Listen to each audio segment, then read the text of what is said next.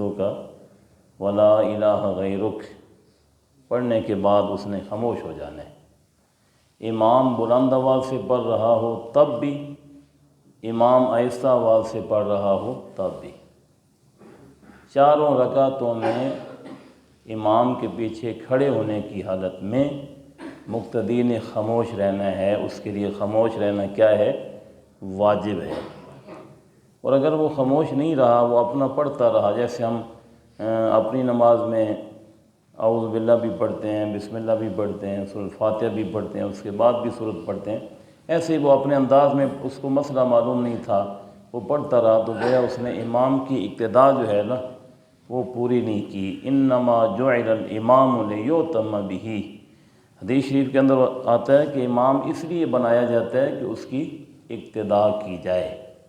باقی سارے کام کرنے ہوتے ہیں، اللہ اکبر امام کرے گا رکوع کے لیے تو وہ بھی اللہ اکبر کہے گا، سبحان ربی العظیم امام بھی پڑھے گا 3 مرتبہ، سبحان ربی العظیم مقتدی بھی پڑھے گا 3 مرتبہ، اس کے بعد امام کہے گا سمع اللہ لمن حمدہ، مقتدی کہے گا ربنا لک الحمد۔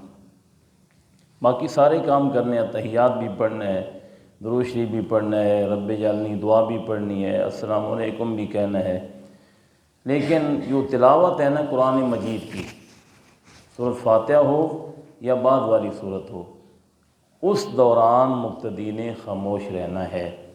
یہ ہمارا احناف کا، امام اعظم ابو حنیفہ کا مذہب مہذب ہے، نبی کریم صلی اللہ علیہ وسلم کی حدیث شریف کی روح سے، اور قرآن مجید سے بھی اس کی بڑی واضح دلیل ہے کہ وَإِذَا قُرِئَ الْقُرْآنُ فَاسْتَمِعُوا لَهُ، جب قرآن مجید پڑھا جا رہا ہو تو پھر کان لگا کر سنو، کان لگا کر سنو، ٹھیک ہے، وَأَنصِتُوا، اور خاموش رہو۔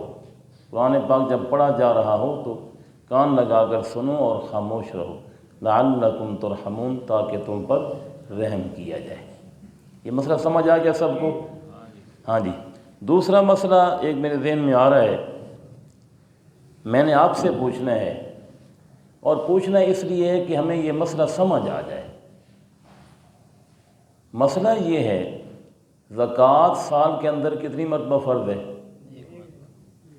بولیے، ایک دفعہ۔ سال میں جتنا مال بھی آ گیا ہے نا مسلمان پر، صاحب مال پر، پورا سال گزرنے پر ایک مرتبہ اپنے مال کی زکوٰۃ فرض ہے، 40واں حصہ، 40واں، 100 کا 40واں حصہ کتنا بنتا ہے؟ 2.5 روپے، اور 1 لاکھ کا بنے گا 2500 روپے۔ تو یہ مسئلہ تو آپ کو معلوم ہے۔ ایک اور مسئلہ پوچھوں گا، ہو سکتا ہے اس میں فرق لگ جائے۔ عشر کتنی مرتبہ فرض ہے؟ ماشاءاللہ ہم میں سے کئی ایسے لوگ بیٹھے ہیں جو زمیندار ہیں، فصلوں والے ہیں، زمینوں والے ہیں، کھیتی باڑی کرتے ہیں، فصلیں اٹھاتے ہیں زمین سے، ایک کلے سے گندم اٹھائی، ایک کلے سے لوسن اٹھایا، ایک کلے سے برسن اٹھایا، مثال دے رہا ہوں، ٹھیک ہے نا، ایک کلہ کماد ہے، ایک کلہ باغ ہے، مختلف فصلیں ہوتی ہیں، منجی ہوتی ہے۔ عشر کتنی مرتبہ فرض ہے؟ نہیں معلوم، کوئی جواب نہیں ہے۔ بولو نا بھی 1 مرتبہ فرض ہے، نہیں 1 مرتبہ فرض۔ عشر کتنی مرتبہ فرض ہے؟ عشر کہتے کس کو ہیں؟ ٹھیک ہے نا جی۔ ویسے تو میں نے دعا کرنی تھی، مسئلہ شروع ہو گیا، معمول وہی ہے دعا کر کے اس کے بعد درس ہو، لیکن یہ مسئلہ بھی سب کو معلوم ہونا ضروری ہے کہ عشر کتنی مرتبہ فرض ہے۔ عشر کہتے ہیں 10واں حصہ۔ عشر کا مطلب کیا ہوتا ہے؟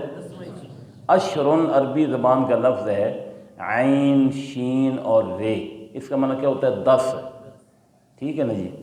جیسے ہم صحابہ کرام ہیں نا، 10 مبشرہ، 10 صحابہ رضی اللہ عنہم، عشر کہتے ہیں 10واں حصہ۔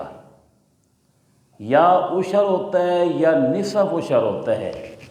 نصف عشر کا مطلب ہوتا ہے 20واں حصہ، 5%۔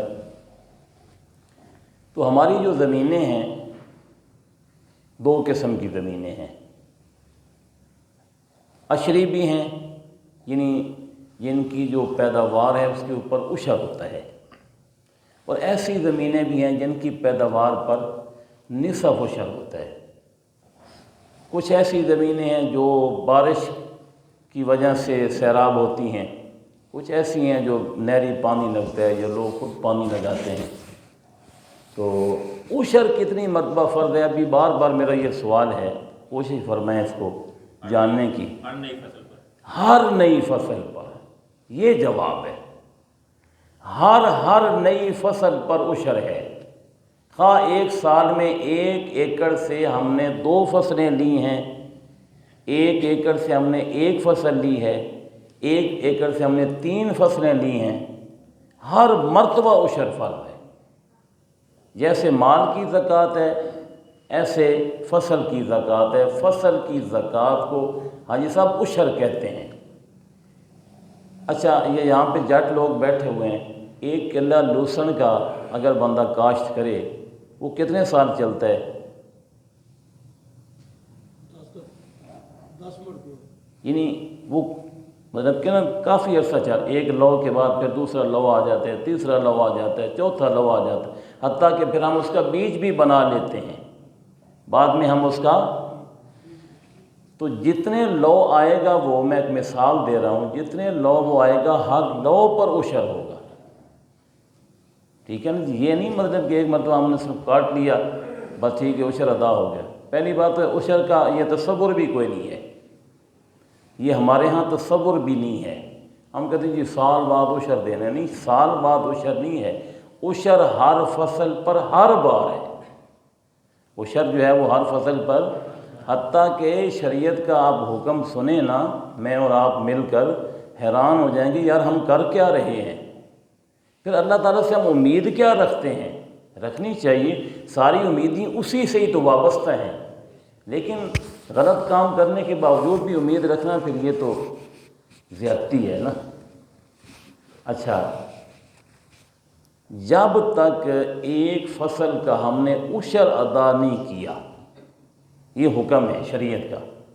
میں نے گندم کاشت کی، 10 بوریاں گندم ہوئی، میں وہ 10 بوریاں اٹھا کے لے آیا گھر، اب آٹے کی ضرورت پڑ گئی، گھر والوں نے مجھے کہا یا مجھے خیال آ گیا چلو جی گندم لے جاؤ، پسوا کے آٹا لے آؤ، گوندنا ہے، روٹی پکانی ہے۔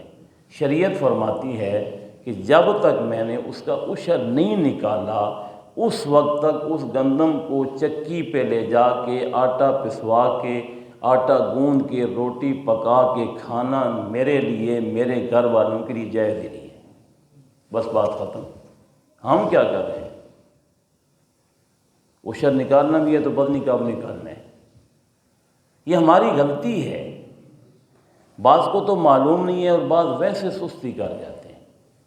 حکم یہ ہے کہ جب فصل ہمیں حاصل ہوگی، دوسرا مسئلہ یہ بھی ہے، او جی مولوی صاحب وہ تو ہم نے خرچہ کیا 25,000 روپے، جو ہمیں فصل ملی وہ ملی 10,000 روپے کی، تو اب عشر تو پھر کوئی نہیں نا، زیادتی تو نہیں ہے نا، پھر عشر کیسے ہے؟ یہ بھی سوال اٹھتا ہے کہ ہم نے اس ایکڑ پہ جناب وہ کھادیں وغیرہ دے کے خرچ کر کے ہم نے 25,000 روپے خرچ کیا، جو ہمیں گندم حاصل ہوئی یا فصل حاصل ہوئی وہ ہے ٹوٹل 15,000 روپے کی، جی اس لیے پھر عشر تو نہیں بنتا۔ نہیں، شریعت فرماتی عشر بنتا ہے، عشر ہے یا نصف عشر ہے وہ الگ مسئلہ ہے۔ شریعت فرماتی ہے کہ اس جو پیداوار ہم نے حاصل کی ہے اس میں جو اللہ کا حصہ ہے وہ ہے ہی ہے، ٹھیک ہے نا جی؟ اس لیے کوشش فرمائی جائے اس مسئلے کو بھی ذہن میں رکھا جائے کہ جیسے زکوٰۃ نکالتے ہیں الحمدللہ بہت اچھی بات ہے، زکوٰۃ سے مال محفوظ ہو جاتا ہے، زکوٰۃ سے مال بڑھتا ہے، بظاہر کم ہوتا ہے لیکن حقیقت میں بڑھتا ہے۔ روزے سے طبیعت ظاہری طور پر کمزور ہوتی ہے، روحانی طور پر طاقتور ہوتی ہے۔ روحانی طور پر مسلمان مضبوط ہوتا ہے، اس کا ایمان مضبوط۔ بظاہر روزہ رکھنے سے کیا ہوتا ہے؟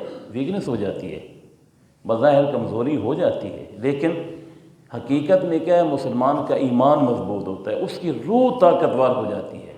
ایسے ہی بظاہر زکوٰۃ سے، روزہ جو ہے نا یہ بھی زکوٰۃ ہے جسم کی، روزہ جسم کی زکوٰۃ ہے۔ ایسے ہی زکوٰۃ سے بظاہر مال کم ہوتا ہے، پہلے 1,00,000 روپے تھا، ہم نے اس میں سے 2,500 روپے زکوٰۃ ادا کر دی، اب رہ گیا جناب 97,500 روپے۔ بظاہر تو کم ہوا ہے، لیکن یہ کم نہیں ہوا، یہ اصل کام کا رہا ہے ہمارے پاس، اس سے ہم ہر قسم کے فائدے حاصل کر سکتے ہیں۔ ہو سکتا ہے ہمیں ضرورت ہی نہ پڑے، وہ 97,500 روپے ہمارے پاس پڑا رہے اور بھی ساتھ ساتھ مطلب کہ پلس ہوتا رہے، اور ہو سکتا ہے ہم اس کی زکوٰۃ نہ نکالیں، اللہ نہ کرے زکوٰۃ نہ نکالیں تو وبال میں وہ پورے کا پورا لاکھ ہی ہمیں خرچ کرنا پڑے، ایسا بھی کئی دفعہ ہوتا ہے، لیکن ہم محسوس نہیں کرتے۔ تو اس لیے عشر کے بارے میں یہ بات ذہن میں رکھ لیں کہ عشر سال میں ایک مرتبہ نہیں ہے، ہر فصل سے ہر مرتبہ عشر ہے، اور عشر کا مطلب آسان طریقہ ہے، اگر پٹھے ہیں ٹھیک ہے نا، چارہ ہے، تو اس میں سے آپ 10واں حصہ یا 20واں حصہ جو ہے، ہمارا عام طور پر 20واں حصہ اپنا بنتا ہے، 20واں حصہ 10واں حصہ بنتا ہے۔ یہ جو زمینیں سیراب ہوتی ہیں نا بارش کی وجہ سے پہاڑی علاقوں میں، ہمارے علاقوں میں لوگ خود پانی لگاتے ہیں یا نہری پانی استعمال ہوتا ہے، تو ہمارے ہاں کیا ہوتا ہے، نصف عشر ہوتا ہے، یعنی 20واں حصہ۔ اس کا طریقہ یہ ہے کہ جو ایکڑ ہے اس کا 20واں حصہ آپ نکال لیں، اتنا حصہ جو ہے نا یہ پٹھے جو ہیں نا یہ بنتے ہیں عشر کے، وہ کسی محتاج کو آپ کہہ دیں کہ جناب یہ آپ خود ہی کاٹ کے لے جائیں، اپنے جانوروں کو ڈالیں، اس طریقے سے بھی عشر ہو سکتا ہے۔ اس کی قیمت لگا لیں، یہ حصہ بنتا ہے، اس کی قیمت لگا لیں کہ یہ ٹوٹل میرا قلعہ جو ہے یہ 10,000 روپے کا ہے، اس حصے کی قیمت بنتی ہے 200 روپے یا 500 روپے بنتی ہے، وہ 500 روپے آپ کسی محتاج کو جس کے اوپر زکوٰۃ لگ سکتی ہے اس کو دے دیں، اس طریقے سے وہ عشر ادا قیمت کے ساتھ بھی ادا ہو سکتا ہے، اس جنس کے ساتھ بھی ادا ہو سکتا ہے۔ مثلا گندم لے کے آئے ہیں گھر، ایک بوری عشر کی بنتی ہے، تو وہ بوری بھی دے سکتے ہیں کسی محتاج کو، بوری کی قیمت لگا کے موجودہ ریٹ کے مطابق وہ قیمت بھی دے سکتے ہیں، تو عشر دونوں صورتوں میں ادا ہو جائے گا۔ اللہ تعالیٰ ان مسائل کو یاد رکھنے کی توفیق۔ اگر کوئی آپ کے ذہن میں سوال ہو تو وہ بھی بے شک آپ پوچھ لیا کریں۔ اللہم صلی علی محمد